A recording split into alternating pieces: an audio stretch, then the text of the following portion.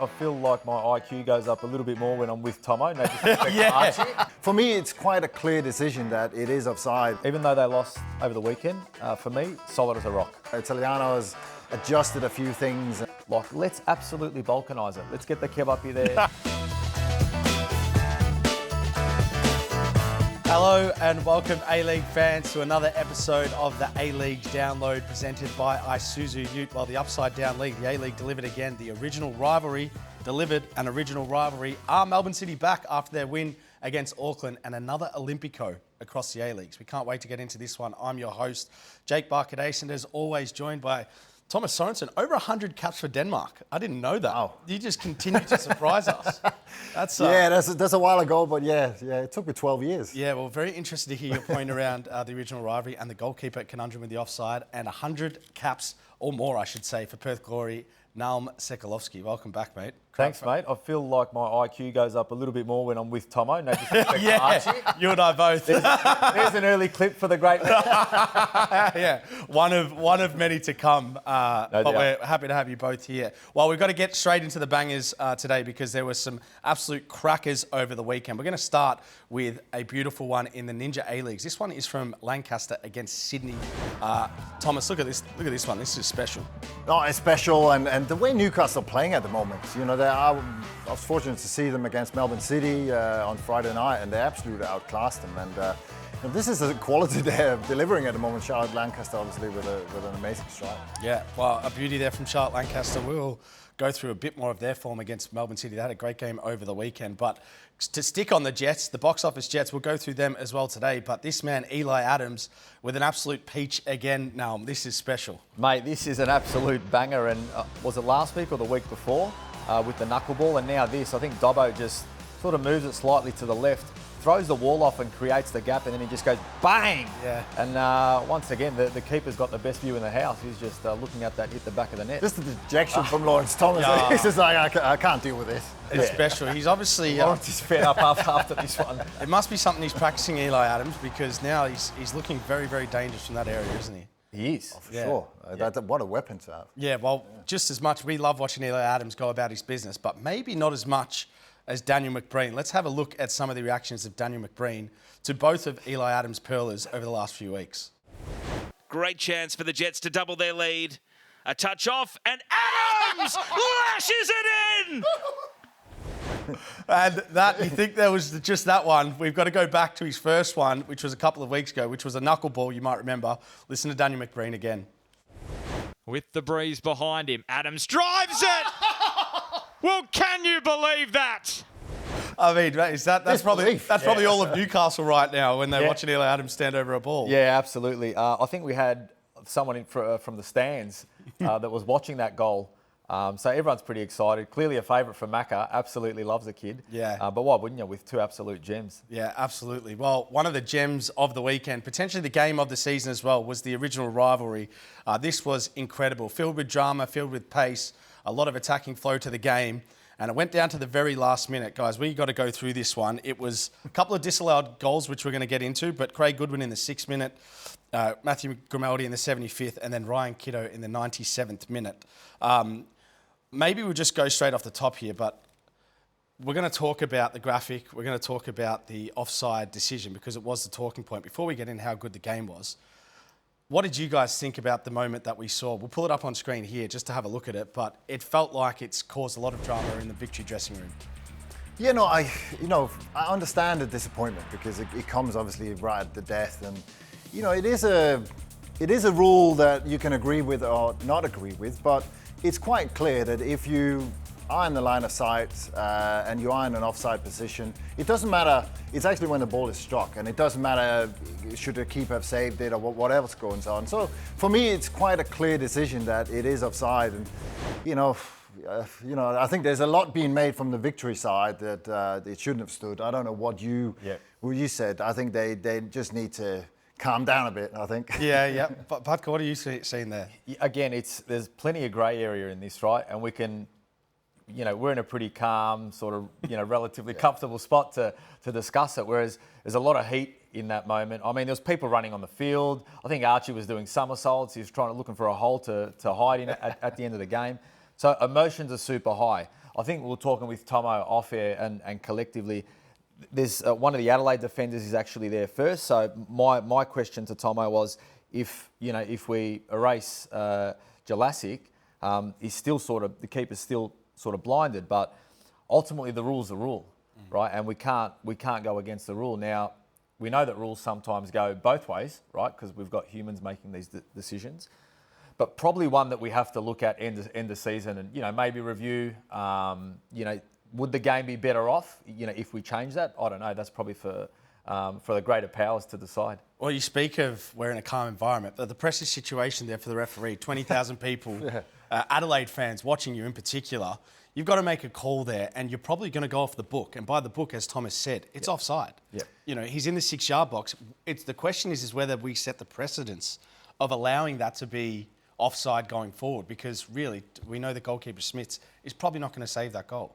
Yeah, and then it becomes a whole. It's the same as the whole handball situation. It's exactly the same. But as the rules are right now, the referee made the right decision, and under pressure, and I appreciate it, and I don't like that it's sort of Diles a little bit. I'm accountable, and they should be accountable. I don't think that's in the discussion. It's the emotions, like you said. It's the emotions of the game, and obviously the Adelaide winner just a minute after that just makes it, hard to bear. Really hard to. If I was a player on the fire, I think. I would be devastated if I was a player and I was a manager. But we can't blame the referee. Well, we're going to have a look at someone that was very fiery after the game, Arthur Diles. Let's have a look at his press conference and see what he had to say. It's not fair on anybody. It's not fair on my players, first and foremost. It's not fair on my club. It's definitely not fair on my fans. And that's the most disappointing part, because we shouldn't be talking about a referee and a poor decision. We should be talking how good that game was, how great the football was from both teams. It was a fantastic match. But in the end, we're not. Well, there you have Arthur Diles. Wasn't happy with it at all. Which is very interesting comparing the points here. Obviously, as we said, after the game when we can review it in detail. I mean, can you understand his anger there? Does he have a leg to stand on? We saw this in the Premier League a few weeks ago with Pep, with a Semenyo goal that was disallowed. Actually, Adelaide, if you heard some of the players speak in the interviews after the game, Javi Lopez had a goal disallowed for something very similar a couple of years ago as well. So, yeah, I can understand the disappointment, because it was a game that they could have won, but he's got to remember as well that they had a goal disallowed. Adelaide had a goal disallowed, Kiddo's goal in the first half of offside that VAR held Victory, and you got to stick to the rules, and you know what, just move on. I agree with him on the point that it was a great game. This was great advertising for the A-League. I thought the crowd there was amazing. We saw some great goals, great excitement. We saw that in Perth as well. So this is what we want in the A-League. So you know what, leave that goal aside and let's just enjoy that spectacle that it was. Well, Butker, before I get you to take us through some of the goals and highlights of the game, this is a news flash here at the download, but Melbourne Victory CEO Caroline Carnegie has sent out an email this morning to all the Melbourne Victory members of the club, and it states, yesterday the club formally wrote to Football Australia seeking clarification on the offside VAR decision that ruled out Matt Grimaldi's goal in the 88th minute. We requested a clear explanation of the decision itself. The process followed the release of the VAR audio, their view and expectation on the length of time it took to reach a decision. It took a while. The initial response we have received is that the decision was correct and managed within the rules of the game and the VAR protocols. So Victory tried to go a bit bang there on that one. They weren't happy. I don't like it, because it is pretty clear.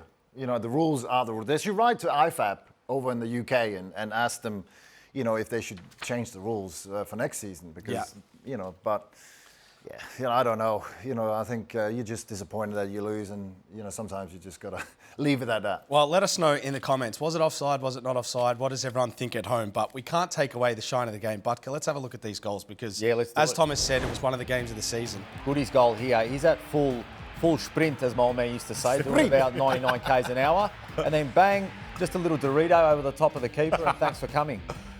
Yeah, and you want big players to stand up in big games. And Smith, what do we say here? Smith needs to, he'll be disappointed.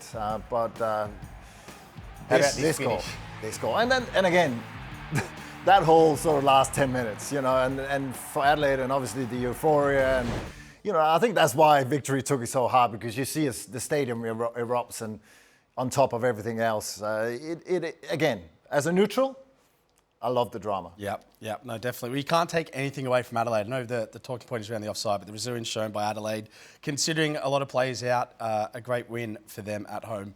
Now, Melbourne City had a big game at home against Auckland. We know that Melbourne City's form hasn't been the greatest of late, and Auckland are the top team, but Melbourne City stood tall. And after what was probably a relatively poor first half, Thomas, they came out in the second half and showed what Melbourne City are capable of. Yeah, it was very poor first half. I think the conditions were tough, but they just never got anything going. They lost the ball. Ryan Teague looked a bit rusty in midfield, but yeah, totally changed. I think Benjamin Masio coming on, Andreas Kuhn came on. Yeah, they provided different energy, and maybe a bit of luck here we see with the penalty. Again, another rule we can discuss. A bit unfortunate, but Caputo, who's been struggling a little bit over the last sort of 8 or 9 games, gets that goal, and then Mehmeti who had a quiet game, got that ball from Paige, who I thought was, alongside Atkinson, was definitely one of the fullbacks in the second half. Yeah, they were bombing on, and that energy, that's something that Melbourne City needs going forward. Yeah, so there were goals there to Max Caputo, Meda Mehmeti, and also Lockie Brook got one just before half-time. Now, Butker, we know City have been the standard of the competition. They've been struggling. They've got a big win here, almost a statement to the league that they are capable of being back to what they were. But they've got a pretty tough run coming up, which I want to just talk through. 4 away games, 3 away games, Wellington away, Western Sydney Wanderers away. Then they're playing Macarthur away into the Melbourne Derby. So just that dressing room right now, I mean, this was pretty big before they go on the road. It's just about Vidi galvanising the group now, right? I think there are a few men down after that weekend as well. I think Naboo might have been hurt at some point. Was it Kai Truan as well? Yeah. As well. So, and you look at the 2 goal scorers from the game. You got 2 youth products there, right? So I think you're always going to have that challenge with young players, and wanting them to perform consistently over the course of a season. For Maxi, wrapped that he got his goal, albeit via a penalty, and then Mehmeti gets in. So it's just about galvanising that changing room now, really keeping them together. 3 away games, and then the big derby. So their medical team will be working in overdrive. They potentially might pop into P3 Richmond every once in a while. Plug in. Beautiful. Plug it in. Nice. Bang. Drop it in there. We go. Yeah. Absolute shoehorn. Soon this will be, absolutely shoehorn that one in. But anyway, they'll do whatever they need to do to get through this next month of footy, and then really big derby game at Amy. And just before we get off this one, Thomas, just quickly, Ryan Teague, pretty big signing for the season. Yeah, for sure, and he has a lot to play for. So he looked a bit rusty early on. I thought he got better as the game progressed, and that's what Melbourne City will hope, that you get the form that we saw last year at Melbourne Victory, and then they got to get people fit. They got Elba Rashani, they got Kanamori still injured, and it's really been in that final third, getting that service into Caputo that's been the issue. They haven't scored enough goals, to be frank. So, if they can get that sorted, I think defensively if they're sound, they'll be back on track. Absolutely. Well, the Newcastle Jets, the box office Jets, as we call them at the download, we stamped them with that name. They have moved up to 3rd on the ladder. A brilliant win over the weekend against Western Sydney Wanderers. That's at 5 in their last 6 games, guys, that they've won here. Let's just talk about them for a second, because we know that they're building from a young player point of view, young player category. They've got a new coach.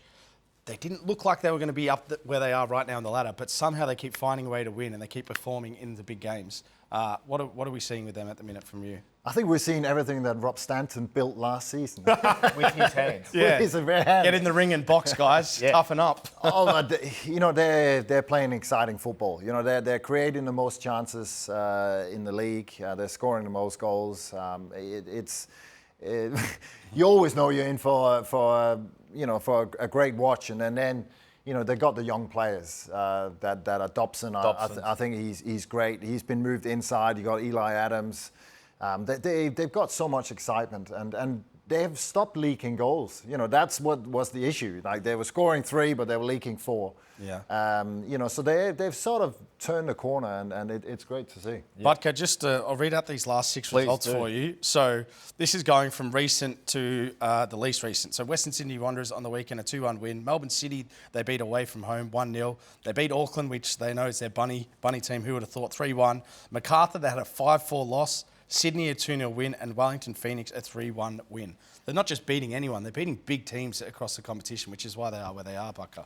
Absolutely. And I think you're starting to see, I guess, what Mills's blueprint is for this side. And one thing I really love is it looks like they're playing with freedom, like with the freedom to play and express themselves as players and individuals, right? And if you get that on a collective standpoint, then you're going to have, Eli Adams scoring bombs. You're going to have Dobbo. How old's Dobbo? 18. 18. You're going to have a young 18-year-old who's, all of a sudden he's got a little bit of a name for himself in the league. But they're playing really good football. Tomo, like you said, they address the defensive lapses, and here they are in the top 3. I mean, could they? Could they go and win this? Well, that's the thing. That's what we want to ask. Contender here, based off. I mean, do you throw them in the discussion now? I think you've got to take them seriously for sure. And another mention, I think James Delianoff, I think, I'm maybe a bit critical early in the season. He made some mistakes, but the last two games, Tomo, he's made some absolute worldly saves. And that's what you need. If you want to be a top team, yeah, you need the defence, but you also need the keeper. And I think they're finding now that balance of everyone contributing. And so, in this league, if you can score goals and keep clean sheets, you're there. Yeah, well, one of the teams that has been keeping a lot of clean sheets, particularly at the start of the season, Brisbane Roar, we've been keeping an eye on them because their results hadn't been as good as they were from the start of the season of late, but did they stand tall against Perth Glory and get a very, very big result just to keep their season intact? They now sit fourth on the ladder, and Nick D'Agostino's coming in. I mean, this is a pretty important win. We'll go through some imagery of Michael Valkanis, but also the coach not present as well at this one. Butker, I mean, they're obviously a team that's got some soul about them. Yeah, absolutely. And the word that I was thinking of, and is likely what the case is there, is galvanised. Right? They look like a team that's galvanised. I think a big part of Valkanis's blueprint as well. And to go to Perth isn't an easy task, right? And especially now when Perth are starting to get things together. Their squad's quite strong, so they've gone there and probably played the better football for the best part of the 90 minutes, and got a really, really good win. Well, let's just have a look at some graphics here in a second, but we do want to wish from the download team, everyone, to Michael Valkanis and his family that a strong recovery, and wishing him well. He had to travel back to Greece for family reasons, which unfortunately he did miss this game. But let's have a look at some of the imagery post-match with the Brisbane Roar players. Easy game what you did today. Okay? I love you all, and I'll be with you soon.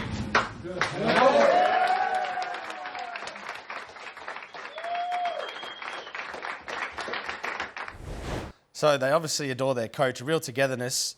Thomas, just quickly with them, Nick D'Agostino coming in, that's going to add a real bit of spice to them. Yeah, for sure. They've probably maybe lacked that sort of target man, and they've got plenty of players that can skip in, and I love seeing that, because sometimes we love the game and we think we've seen what happened with the victory and we get so consumed with it, but he's shown that he's not just a Trojan horse and the Spartan. Yeah. He's a man of emotion, and obviously family comes ahead of everything. And it's great to see that togetherness and that, as I said, that spirit that he's created up there, and that was a really touching moment. Absolutely, well said, Thomas. Well, as we said, wishing a speedy recovery to all involved. Well, we've got to go to the Ninja A-Leagues, because this league just keeps delivering with goals, with moments. It's a very, very tight competition, and one of the scorers of great goals across this competition is a lady by the name of Paige Zois. Now, Paige Zois was originally a part of Melbourne Victory, moved to Adelaide United, and let's just have a look at the winning goal of this game right here.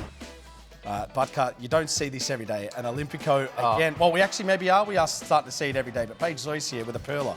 Zois, this is an absolute perler. It actually goes off that back post and then just tucks in against her old club as well. little bit of salt into the wound is always fun, right? A few words under your breath. Absolutely. Just punching the air. She'd absolutely love that. But what a great finish. Yeah, and just on the Adelaide now, a bit of contrasting fortunes with both teams there. So Melbourne Victory, which we don't see too often in the women's game, without a win in 4, and Adelaide now with 3 in 4, which just represents how even this competition is, Thomas. You know, we saw Newcastle play City on the weekend. Yeah. They upset, a team that's been formidable. You know, it's a little bit like the A-League, and that's what you want. You know, you want that.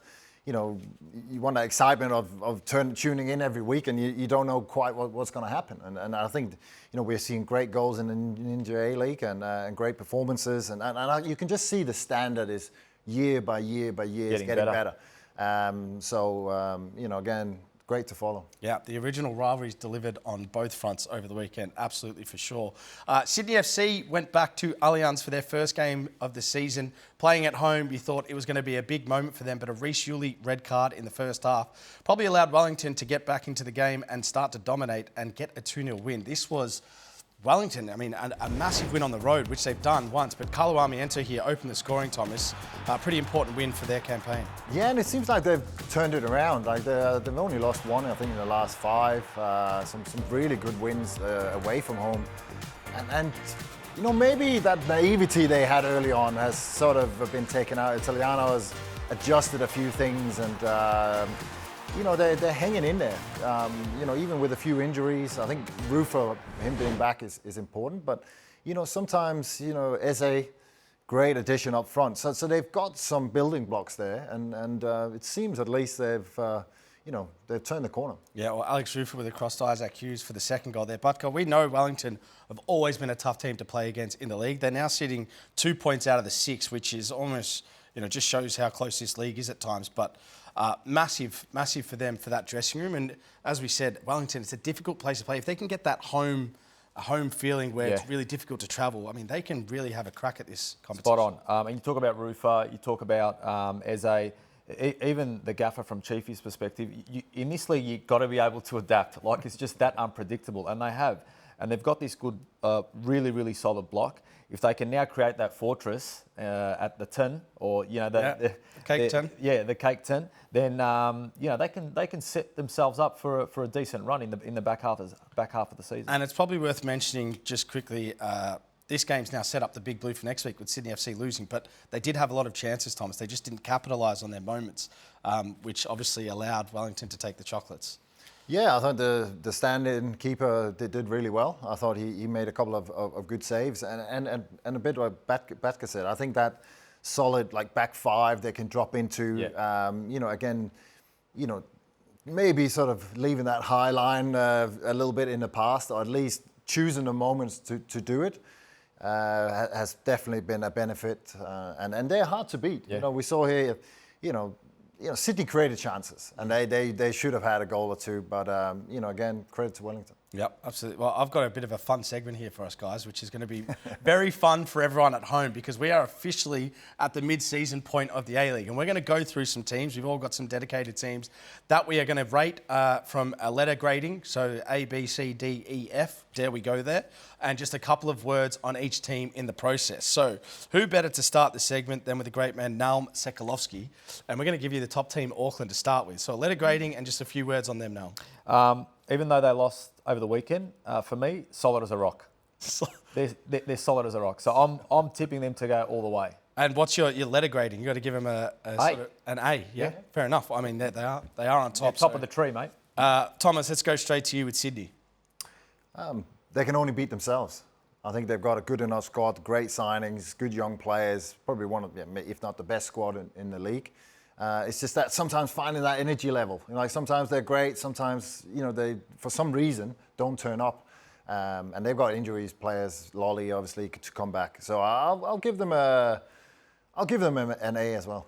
Wow, that's a big rating. Very, very strong. Well, geez, we're all being nice here because don't worry, we got a few. I've been given Newcastle here, and look, new team, young players, new coach.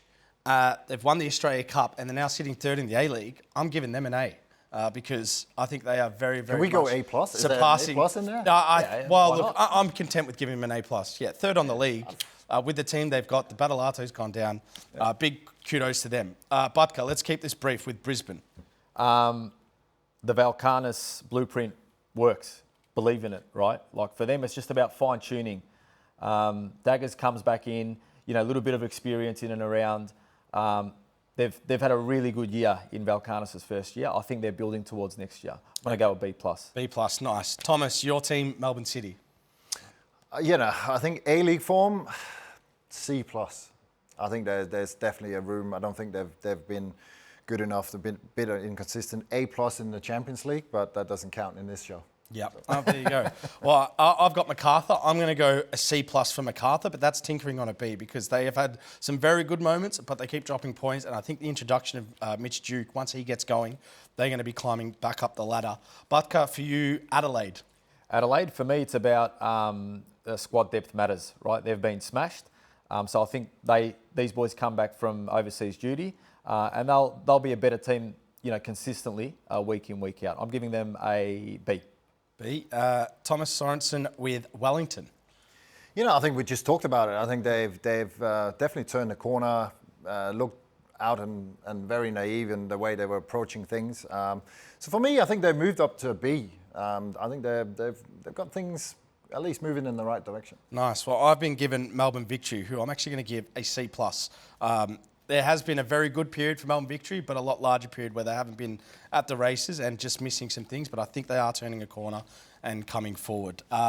Your team, Butka, Perth. What are we thinking of them? They're a bit hit and miss at the minute. Yeah, they are. Look, I think Griffo's in that rebuild phase, right? And I think everything they're doing now should be working towards a really, really strong next season. So I think for the time that he's been there and the challenges that the club sort of faced back end of last year and early this year, probably a C+ B somewhere. Nice. Last one for you, Thomas, is a bit of a tough one to grade here. Central Coast Mariners, who have been showing signs of some promise, but obviously towards the bottom end of the ladder as well. Yeah, for everything that's going on at the club, I think Warren Moon is hanging in there. I think he's got the players fighting. We saw against Macarthur this weekend.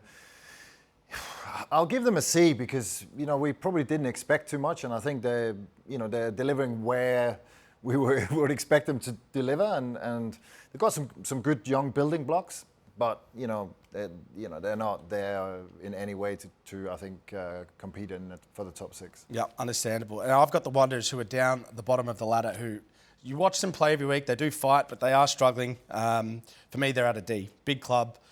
Also, the quality players in that team. There just seems to be a disconnect with how that's going in the operation there. They believe they'll get back up the ladder, and maybe they will, but right now they are very much underperforming. That was our mid-season review, Aaron. Not bad. Not bad. Macarthur? Macarthur I did. I gave a C+. C+. Yeah, which hopefully you guys agree with because they were a team I tipped to be in the top 4. But nonetheless, so for everyone at home, you would have seen every Sunday we are putting up on the A-League stories questions you can ask myself and the panel on what you want to across the A-Leagues. And we've got some absolute rippers today. I'm looking forward to getting to this one. But Butka, I'm going to go with you for the first one because I know you love watching the youngsters out at the Newcastle Jets. And this came from Coupland Cam 11 on Instagram. Which of the Jets youngsters has a chance of playing in Europe?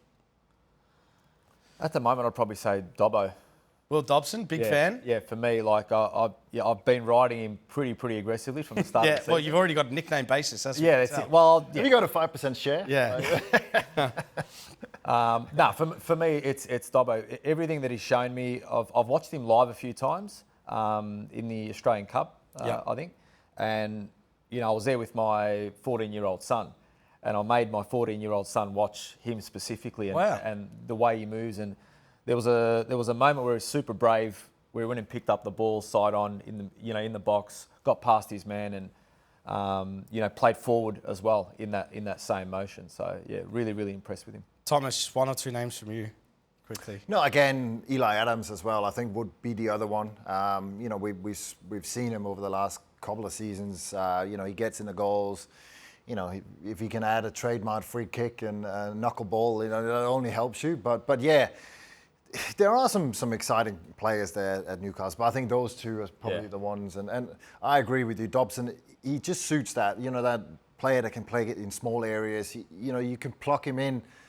you know, at most clubs in most leagues, where Eli Adams was maybe a little bit more of a winger and, you know, Little bit specific, a little bit more specific. So I totally agree with Becca.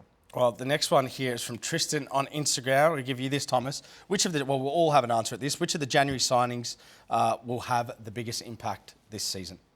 What do you reckon? I'm going to start us off. I'm going to go a little bit left field here. I'm going to go with Ibusuki out of the Wanderers. Revive hope for the Wanderers, Ibusuki. Yeah, they're struggling with the goals and they're struggling with the end product. We saw in Western United that he can, you know, he's that box player. You know, a bit like Cosgrove, maybe not as violent, but he's a similar one. And they got plenty of players, Borrello and Barbarouses. They got plenty of support and plenty of service. So yeah, maybe. But you know, personally, I'm hoping Ryan Teague is gonna. Good one, Ryan Teague. Because he's obviously fighting for that World Cup spot, and he's come back to get some game time.